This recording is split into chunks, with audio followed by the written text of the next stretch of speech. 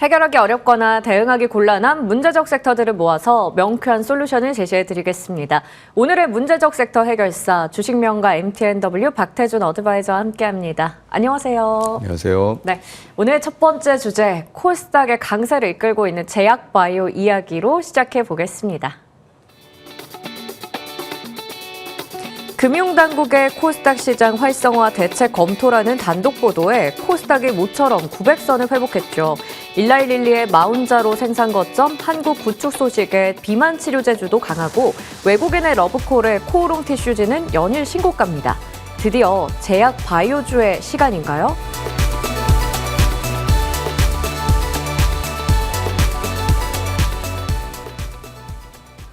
네, 정부에서 이 관련된 언론 보도에 대해서 일단은 부인을 했습니다. 그러다 보니까 기대감인데 이 기대감만으로도 지금 코스닥 지수가 무려 3%대 강세를 보여주고 있거든요.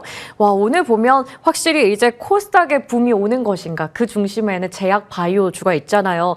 연말에 제약 바이오 쪽의 랠리가 이어질 수 있을까요? 좀 늦었죠. 사실은 진작에 좀 움직였어야 되는 게 아니었나라는 좀 생각을 할 정도로 사실 코스피 지수 같은 경우에는 지난 2021년도의 고점을 지난 9월 달에 이미 돌파를 했었는데 코스닥 같은 경우에는 아직도 지난 2021년도 고점을 돌파하지 못하고 있는 상황입니다. 뭐 다양한 이유가 있겠습니다만은 일단 뭐 정부에서는 부인을 했습니다만 여전히 정책에 대한 기대감을 좀 가지고 있는 것은 분명하죠. 특히나 뭐 세제 혜택이라든가 뭐 이런 부분을 차치하더라도 지금 150조 이 국민성장 펀드에서의 또 자금 투입이라든가 또 연기금의 3% 정도의 코스닥 비중이 뭐 5%까지 확장한다라는 것, 이런 부분은 얼마든지 개연성이 있겠고요. 특히나 코스닥 시장이 살아나는데 상당히 큰 또 트리거 역할을 좀 할 수 있다라고 좀 판단이 됩니다. 특히나 제약바이오의 강세, 또 로봇주, 또 얼마 전에 2차 전지의 반등까지 좀 나왔었는데요. 공교롭게 또 지금 코스피는 밀려 내려오고 있죠. 사실 뭐 이러한 그 코스닥의 어떤 상승 흐름을 뭐 진작부터 예측을 좀 해봤습니다만 다소 좀 늦지 않았나. 자, 12월까지도 이 반도체 투톱의 조정이 이어지면서 또 이 제약바이오의 어떤 강세로 인해서 앞서 말씀드린 2021년도의 코스닥 최고 고점이죠. 1060포인트를 다시 한번 또 코스닥도 갈 수 있는, 즉 키 맞추기가 가능하다, 이렇게 보면 볼 수가 있습니다. 특히 이제 제약바이오 같은 경우에는 좋은 또 모멘텀들이 좀 많이 있습니다. 이러면 정책적인 어떤 기대감도 있습니다만은 지금 현재 금리 인하 기대감이 다시 또 높아졌고요. 또 역사적 신고가를 돌파하는 그런 종목군들이 가장 많은 섹터가 바로 제약바이오입니다. 그리고 이제 말씀해 주신 대로 일라이릴리의 또 한국 생산 거점 소식도 있었고, 얼마 전에 ABL 바이오의 라이센스 아웃 또 이야기도 있었기 때문에 코스닥이 주도주로 떠오를 수 있는 어떤 가능성은 굉장히 높다. 12월부터 출발이 기대가 된다, 이렇게 말씀드릴 수 있을 것 같습니다. 네. 이제 당장 다음 주부터 12월인데 코스닥 제약바이오 쪽의 랠리를 기대해 보도록 하겠습니다.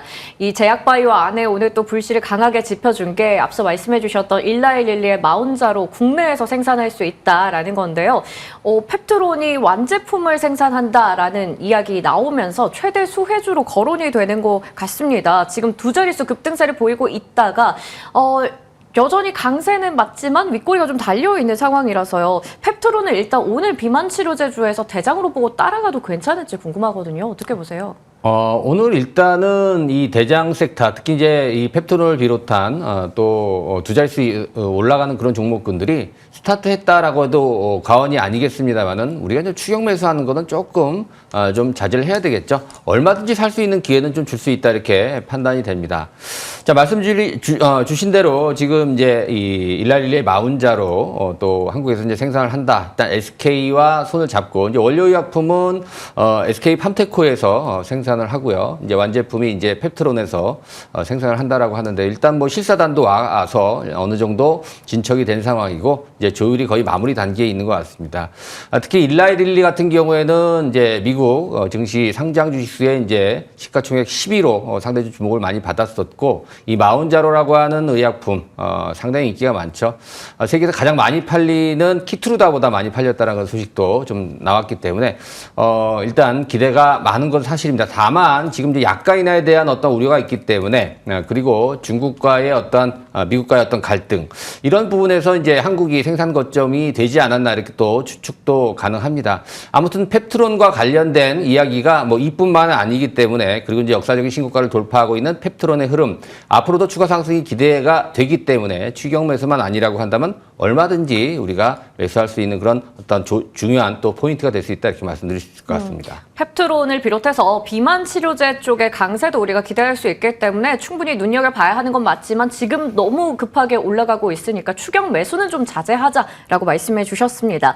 그리고 오늘 시장에서 또 강세를 보이고 있는 말 그대로 불기둥을 뿜어내고 있는 종목이 바로 코오롱 티슈진입니다.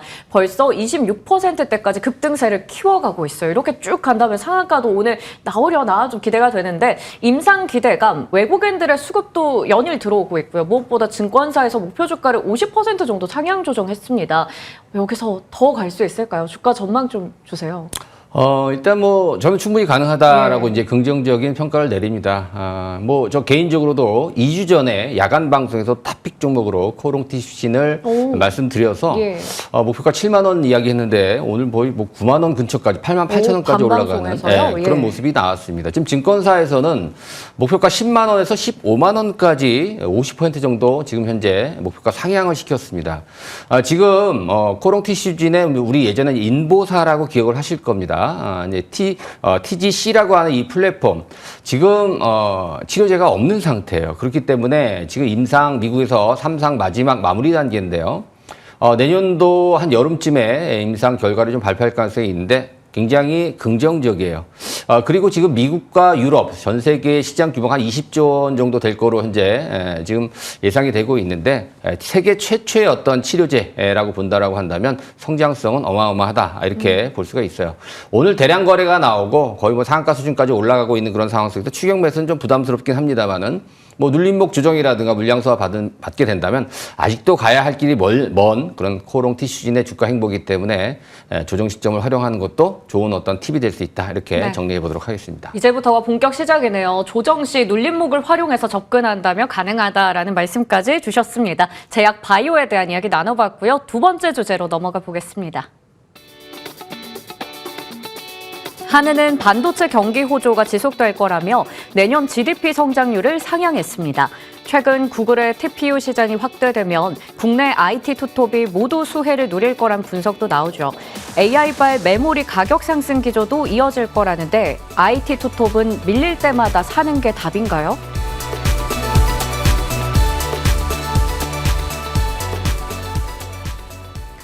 오늘 지수에서도 딱 보이죠. IT 투톱이 밀리니까 코스피 지수도 함께 좀 내려가고 있고 이때 바이오 쪽으로 수급이 몰리고 있는 상황입니다.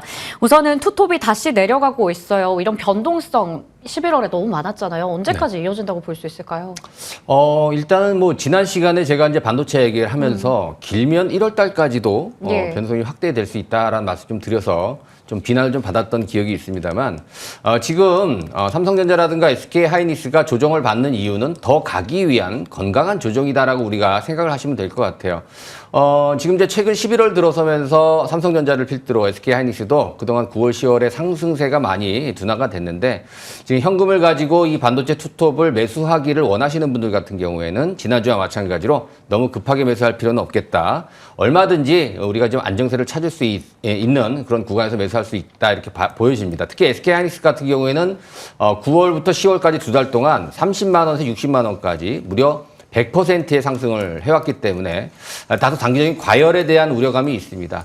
12월 그리고 길면 뭐 내년 초반까지도 조정이 이어진다라고 하더라도 상승에 대한 어떠한 흐름이 전혀 부담이 없는 상황이기 때문에 우리는 이 건강한 조정을 활용해서 매수 시점으로 접근을 해야 되는데 너무 급하게 매수할 필요는 없다라는 말씀 다시 한번 강조드리도록 하겠습니다.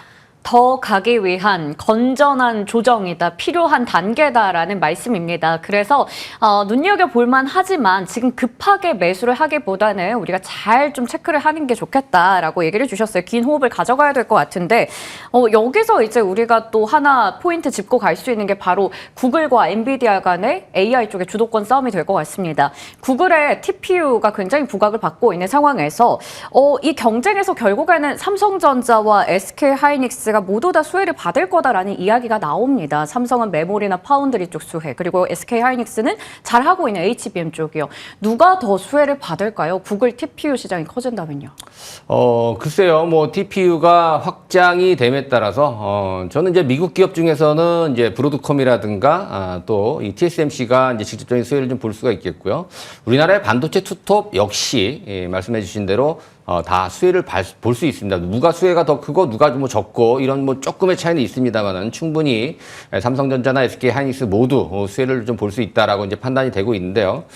일단 뭐 삼성전자 같은 경우에는 지금 이 메모리 출하가 이제 브로드컴으로 집중이 되고 있는 그런 구조이기 때문에 TP의 확장에서 메모리의 어떤 공급 확대에 대한 기대감이 있고요.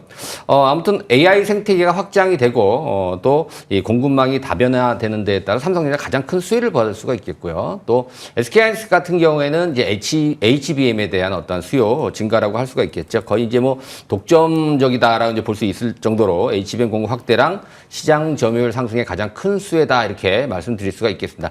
개인적으로는 그래도 점수를 조금이라도 더 준다라고 한다면 삼성전자 쪽이 되지 않을까 조심스럽게 말씀드릴 수 있을 것 같습니다. 약간의 차이는 있더라도 둘 다 수혜를 받겠지만 우리가 여러 가지 측면에서 봤을 때는 삼성전자 쪽에 좀 더 점수를 주셨습니다.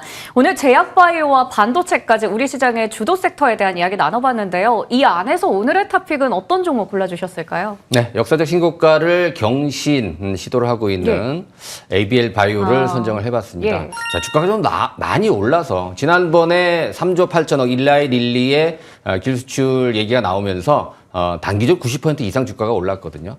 그런데 조정을 받아야 되는 자리에서도 조정을 안 받고 상당히 견조한 흐름을 보여주고 있습니다. 오늘 같은 경우에 다시 한번 슈팅이 나오고 있는 그런 모습이기 때문에 얼마든지 접근이 가능하다 이렇게 판단이 됩니다. 특히나 올해만 지금 이제 GSK의 4조 원 규모 그리고 일라릴리의 3조 8천억 규모의 기술 수출에 성공을 했고요. 추가 기술 수출에 대한 기대감도 있는 상황입니다. 그리고 미국 자회사의 기술 수출뿐만이 아니라 이제 M&A, 빅파마로의 M&A까지 추진을 하고 있는 그런 상황이기 때문에 앞으로의 또 호재성 이슈들은 굉장히 좀 많이 있다 이렇게 볼 수가 있습니다. 차트상으로도 크게 부담이 없는 상황 속에서 이제는 신고가라는 영역에서 매물이 없다라는 장점이 있죠. 매수만 조금 들어온다라고 했을 땐 강하게 슈팅이 나올 수 있는 그런 자리입니다. 목표가 22만 원 말씀드리도록 하겠고요. 순절미가 13만 원으로 접근해 보도록 하겠습니다. 네, ABL 바이오 오늘의 토픽입니다. 목표 주가는 22만 원, 손절가는 13만 원 설정해 주셨습니다. 이어서 AS 받아볼 텐데요. 제약 바이오 관련주 미리 좀 잘 잡아주셨거든요. 오스코텍 11월 7일에 말씀해 주셔서요. 오늘 신고가고 목표 주가 달성했습니다. 또 11월 21일에 말씀해 주셨던 SK 바이오팜도 꾸준히 상승하면서 신고가예요. 두 종목 다 각각 추가적인 전략 간략히 부탁드릴게요. 지금 바이오가 대세입니다. 물론 이제 코스닥 바이오가 오늘은 더 센 그런 모습이긴 합니다만은 이번 주 내내 SK 바이오팜의 상승도 상당히 두드러진 그런 모습이었습니다. 일단 오스코텍 먼저 말씀드리면 목표가 6만 원 어제부로 돌파를 했고요. 조정을 잘 받으면 목표가 좀 더 상향해 볼 수도 있는 그런 모습인 것 같습니다. 오늘 62,900원 장중에 터치하는 그런 모습이었는데요. 7만 원까지 목표가 상향시켜 보면서 조정 받고 나서 더 올라가는 그런 흐름 기대해 볼 수 있을 것 같습니다. 네. 그리고 이제 한 종목 더 말씀드리면 SK 바이오팜인데요. 코스닥의 시총 한 3위권에 있는 그런 바이오 종목입니다. 최근에 좋은 이야기들도 많이 나오고 있고 작년 영업이익 흑자 전환에 이어서 올해 한 2천억, 내년도에 3천억 이상의 실적 어떠한 호조세도 기대가 되고 있기 때문에 이 종목 15만 원 제가 목표가 드렸는데요. 오늘 14만 4천 원 터치를 하는 그런 모습입니다. 이게 신고가 종목군들은 지속적으로 올라갈 수 있기 때문에 쉽게 매도하는 거 아니다라는 점 말씀 좀 드리고요. 신고가 종목군들 제가 최근에 밑에 QR코드 찍고 들어오시면 저랑 소통할 수 있는 소통방에서 많이 추천을 해드리고 있습니다. 종목 상담도 가능하니까요. 많이 들어오셔서 여러분들 저와의 소통 많이 해주시면 좋을 것 같습니다. 네, 이렇게 AS까지 맞춰보겠고요. 함께할 수 있는 소통 창구도 많은 관심 부탁드리겠습니다. 지금까지 주식명가 MTNW 박태준 어드바이저와 함께했습니다. 저희 성공 마감 전략 1부에서 준비한 순서는 여기까지입니다. 잠시 후 성공 마감 전략 2부에서 인사드리겠습니다. 고맙습니다.